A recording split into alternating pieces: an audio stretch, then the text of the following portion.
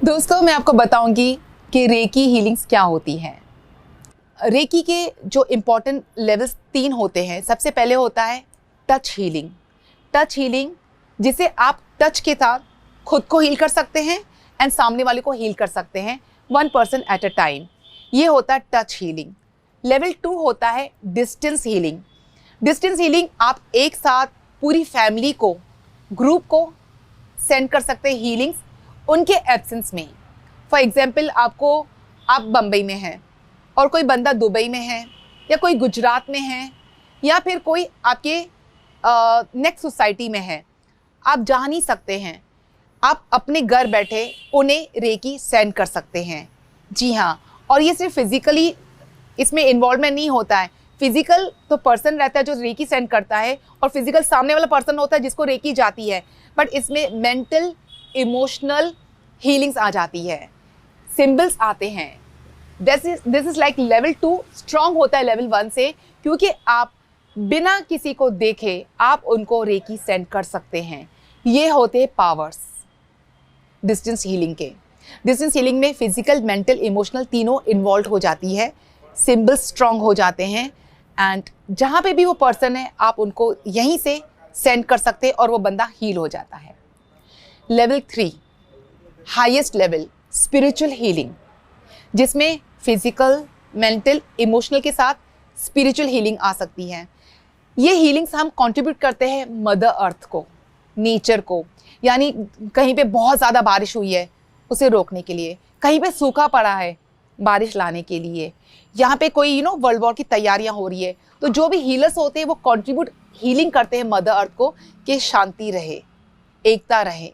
कहते हैं ना कि बूंद बूंद से सागर बढ़ता है, तो जब मिलकर एक साथ जब प्रेयर करते हैं, एंड अगर हम खुद के लिए प्रेयर करेंगे ना तो वो इतने प्रेयर जल्दी असर नहीं करते हैं। आप नोट कीजिए, आप कभी भी किसी और के लिए प्रेयर करेंगे वो होता है निस्वार्थ भाव। जब भी आप दूसरों के लिए सोचेंगे तो ईश्वर आपके लिए सोचेगा।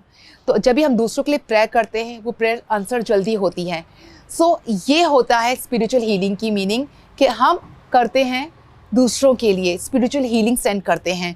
जैसे मानो कोई कहता है कि मैं एकदम बेचैन रहता हूँ, कोई इशू लगता है, लेकिन मैं टेस्ट कराता हूँ, डॉक्टर्स कहते हैं रिपोर्ट्स नॉर्मल है, फिर तुम ठीक क्यों नहीं हो रहे।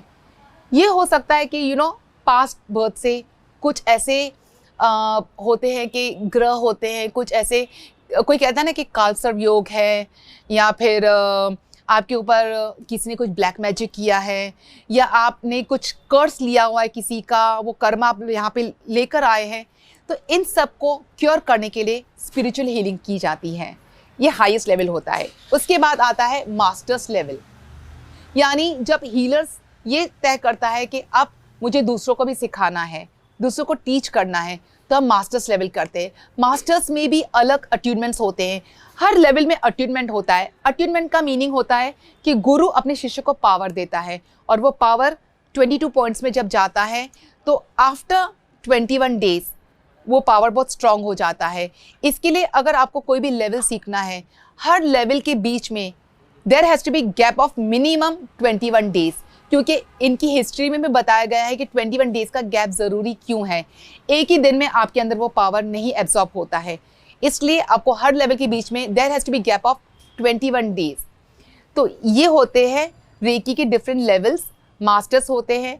आगे चलकर जब आप टीच करते हैं, आपके स्टूडेंट्स भी आगे चलकर मास्टर्स लेवल को रीच करते हैं, तो आप ग्रैंड मास्टर लेवल के बराबर हो जाते हैं।